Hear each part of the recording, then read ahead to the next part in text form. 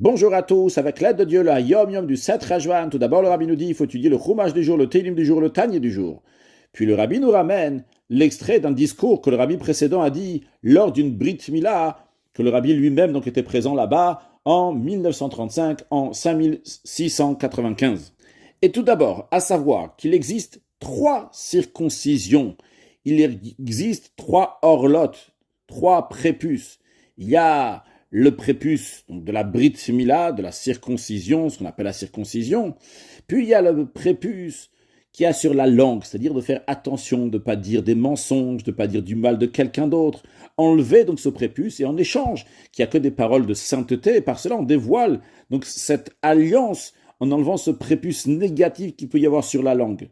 Et il y a le prépuce du cœur, par le travail de la teshuva. Quand quelqu'un se rapproche de Dieu, il enlève ce prépuce et il dévoile un éveil dans le cœur pour s'attacher à Dieu.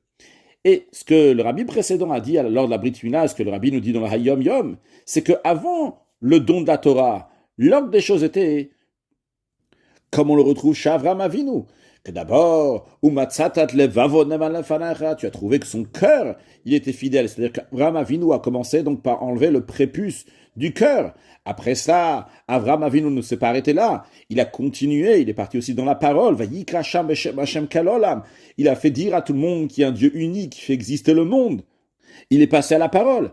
Et après seulement, il est passé à l'action, lorsque Dieu a fait l'alliance avec lui, qui lui a dit donc de faire la circoncision, la Brit Mila. Ça, c'était comment les choses se passaient avant le don de la Torah. Qu'on commence d'abord donc par la pensée, par le cœur, après par la parole, et après par la circoncision. En revanche, nous, après le don de la Torah, c'est le contraire. L'essentiel, et par quoi on commence, c'est par l'action, la circoncision littéralement. Après, l'enfant, il grandit, il commence à étudier la Torah, il fait attention donc à ce qu'il dit.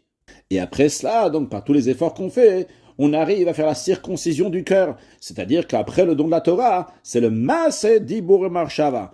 C'est d'abord l'action, après la parole et après la pensée, le cœur. C'est-à-dire que l'action est essentielle. Rajoutons des actes de bonté et de bienfaisance pour accueillir Mashiach qui arrive très très prochainement. Un excellent Yom.